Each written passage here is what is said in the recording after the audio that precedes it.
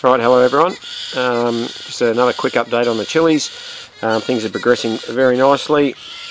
We are right in the depths of summer here in Melbourne, and it's really getting quite hot.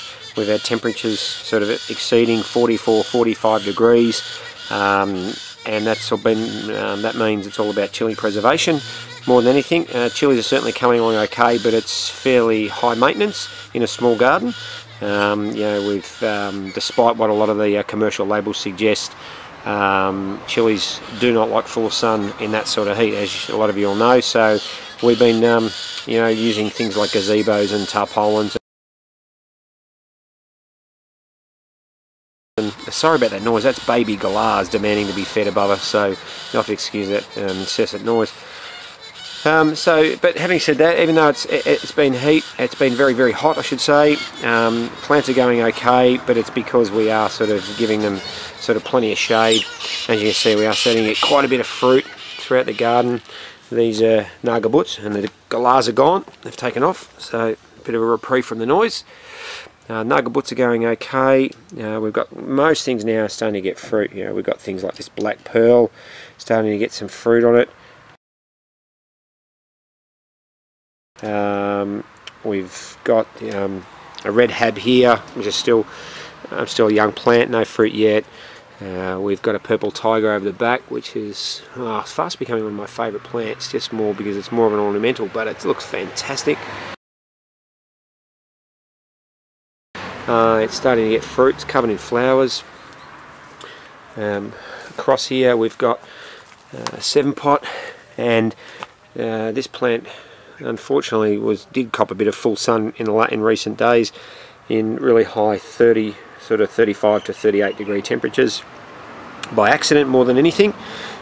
We copped some wind and we lost our shade covering.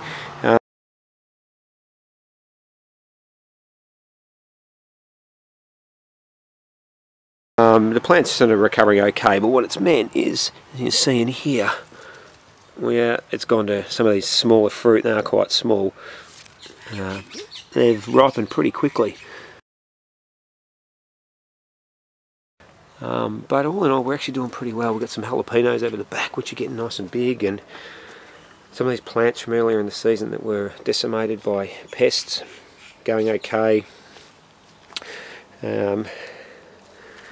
Butch tea over there is doing okay. It's got flowers, still a ways away from having much in the way of fruit on it, but going okay. Push along. As I say, there's no real order to any of these plants. It's more about, we've been moving things really because of the heat, moving them around different times of the day just to make sure they're protected. So there's a bit of a mixture of everything in here. We've got a butch tea, I think, in the middle there. I think it may be a chocolate habanero in the front there. We've got some Trinidad 7-pot Jonas over the back, which are going okay. Still a fair way to go on those.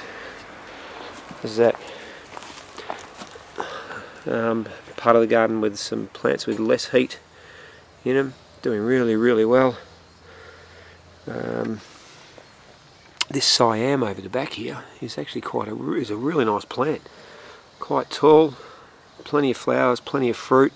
I'll insert a still here and just show you what we do on the really hot days. I'm shading these, running some shade cloth over things. Another younger Trinidad scorpion. Yeah, it's a chocolate variety. Over the back here we've got a fatale. Plant's okay. No flowers or just the infant stages of flowers on this one. This plant here has been another nice one. This is our Hungarian black. I've been sort of taking fruit. It's not really a hot variety or anything like that, but it's got these really nice sort of black pods on it. Yeah, quite nice and fresh just to have straight off the plant. As I mentioned in previous videos, I've been finding space to throw different plants in. So these are some plants in here that are still young, but as you can see that they're wherever I find space, I'm managing to stick some plants. Over the back here, we've got Thai, bird's eyes.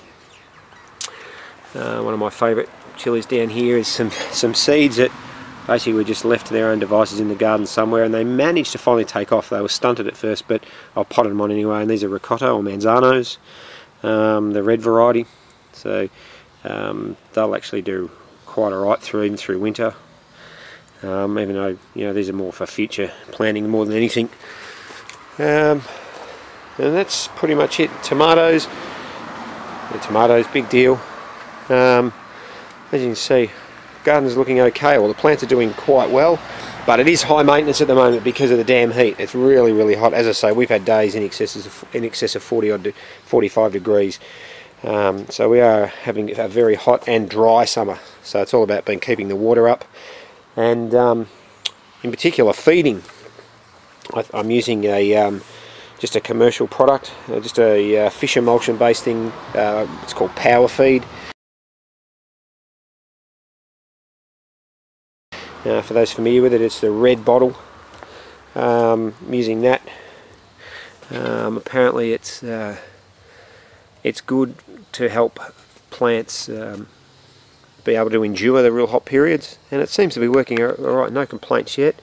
As I say, I'm only just starting to get fruit, but again, all these plants are first year plants, so my expectations are not that to have an enormous crop at the moment, but you know, as I said, they are all first year plants, all of these guys, and some of them have been in you know, for quite a while. Some of them, like this is actually a really good example.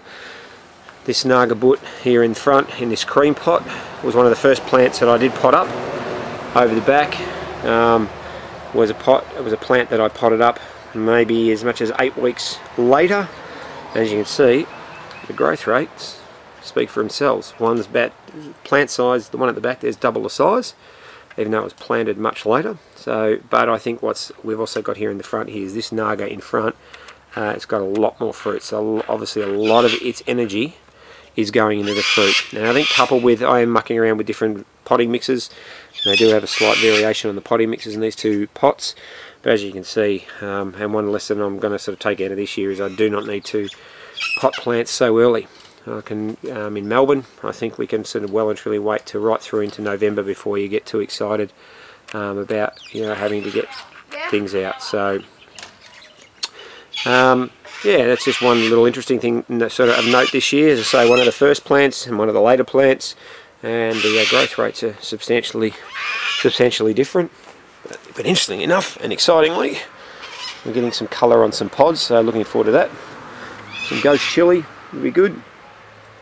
And really looking forward to this, even though these pods are tiny. I'm looking forward to having a bit of a crack in there at the old 7 pot. Very much looking forward to that. Little pods, so no, yeah, it is what it is. I mean, but that's the heat, I think, that's really brought them on. You know, plant sort of defence mechanisms.